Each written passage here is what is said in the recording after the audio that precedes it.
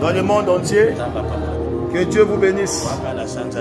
Nous sommes dans le mois du repos. Mais pour rentrer dans le repos, tu dois avoir la foi. Nous sommes au mois de l'évangélisation. Nous voulons évangéliser notre royaume, notre roi nous a laissé un travail. C'est pour ça il nous a dit, dans le temps du repos, nous avons le droit d'évangéliser, de gagner des âmes. Il a dit la moisson est grande, mais il y a peu d'ouvriers. Il dit la moisson est mûre. C'est le temps de la récolte. Les hommes de Dieu, levons-nous, prêchons la bonne nouvelle. Le monde est dans le noir. Le monde est dans la souffrance. Les gens n'ont plus la foi. Donnons-leur la foi. Et le vent de ce corona ici, de l'économie, que Dieu nous relève, qu'il nous donne la force. Nous allons suivre la lecture. Jean chapitre 4, versets 43 à 54. Je lis au nom de Jésus. Après ces 2 jours, Jésus partit de là pour se rendre en Galilée. Car il avait déclaré lui-même qu'un prophète n'est pas honoré dans sa propre patrie. Lorsqu'il arriva en Galilée, il fut bien accueilli par les Galiléens qui avaient vu tout ce qu'il avait fait à Jérusalem pendant la fête. En effet, eux aussi étaient allés à la fête. Jésus retourna donc à Cana en Galilée, où il avait changé l'eau en vin. Il y avait à Capernaum un officier du roi dont le fils était malade. Quand il apprit que Jésus était venu de Judée en Galilée, il alla le trouver et le pria de descendre guérir son fils, car il était sur le point de mourir. Jésus lui dit, si vous ne voyez des signes et des prodiges, vous ne croirez pas. L'officier du roi lui dit, Seigneur, descends avant que mon enfant ne meure. Va, lui dit Jésus, ton fils vit. Cet homme crut à la parole que Jésus lui avait dite et s'en alla. Il était déjà en train de descendre lorsque ses serviteurs vinrent à sa rencontre et lui dit, ton fils vit. Il leur demanda à quelle heure il était senti mieux. Hier à la 7e heure, la fièvre l'a quitté. Le père reconnut que c'était à cette heure-là que Jésus lui avait dit, ton fils vit. Alors il crut, lui et toute sa maison. Jésus fit ce second miracle après être revenu de Judée en Galilée. Suis-moi. C'est au temps où que Jésus évangélisait. Ça avait emmené l'impact. Sa renommée s'était accrue. Il a beaucoup travaillé en Judée et en Galilée. À Jérusalem, il venait pour accomplir ce qu'on avait dit de lui. Il a ressuscité Lazare. Il a fait de grandes choses. Mais Jérusalem, les gens qui venaient là-bas quittaient d'autres villages. Quand il a quitté, il a laissé Jérusalem. Il a beaucoup travaillé en Galilée. Il a travaillé à la Décapole. Dans d'autres pays, les gens quittaient de villes lointaines.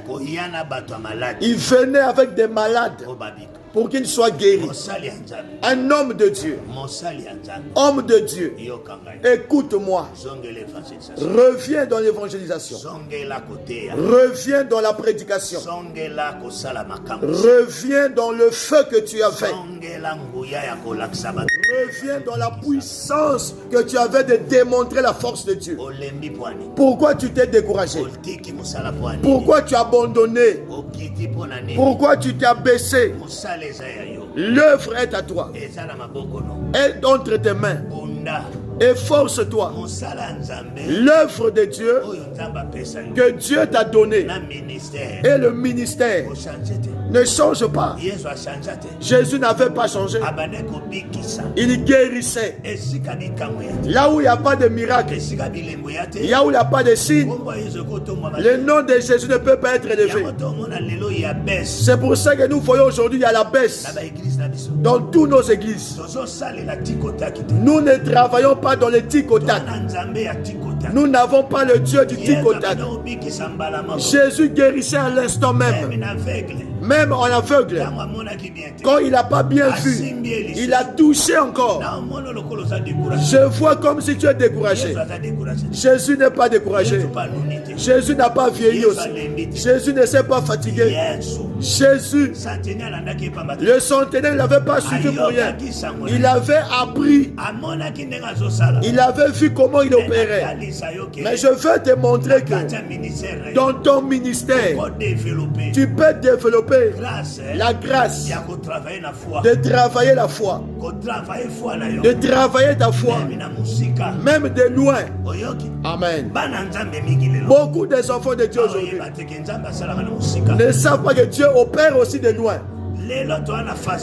Aujourd'hui, nous avons la facilité. À cette époque, il n'y avait pas de communication. Mais Jésus avait dit.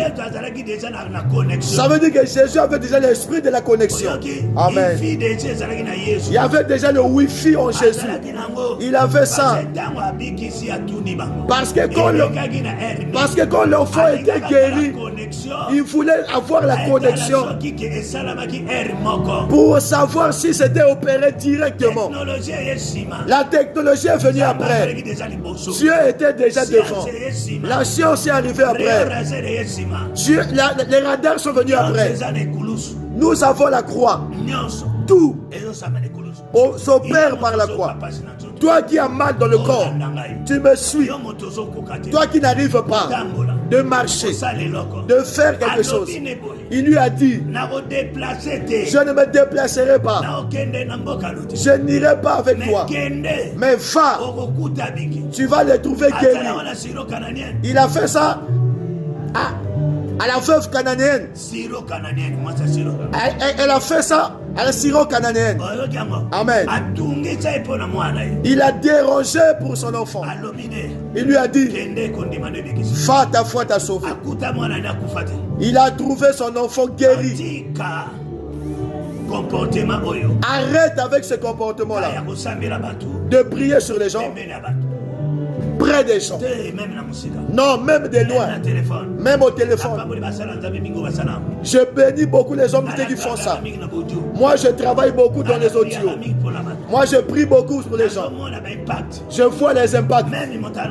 Même quelqu'un dans le coma. Même quelqu'un dans la réanimation. Même quelqu'un a le cancer. Même quelqu'un est dans la souffrance. Tu as la foi de prier. Homme de Dieu, c'est pas toi qui vas prier, c'est pas toi qui vas opérer.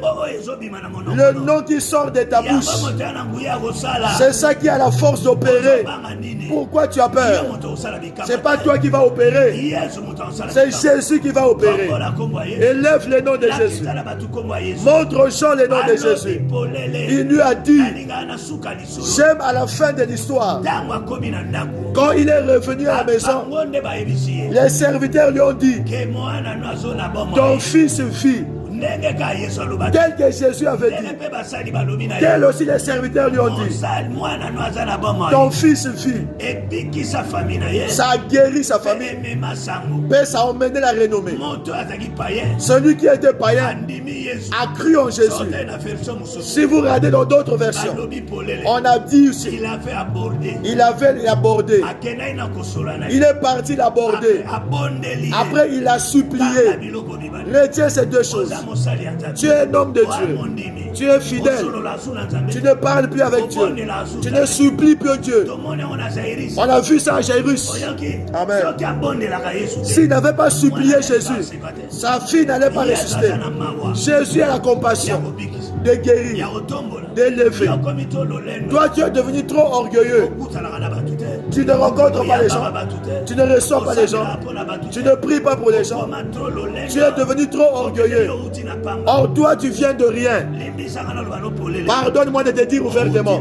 Tu viens de rien. Tu es quelqu'un que Dieu a donné le ministère. Ce que Dieu a mis en toi. Mets ça à l'œuvre. Les gens viennent chez toi pour être sauvés. Jésus avait la compassion. Il avait l'amour. Dieu t'a donné l'onction pour servir ça. Pour ne pas garder ça. Amen. Tu dois mettre ça et œuvrer dans ça. Mets la vie. Je viens mettre la vie. Ton fils vit. Ta maison vit. Ta santé vit. Ta grossesse vit. Tu enfanteras. Tu vas toucher l'enfant. Ton travail vit.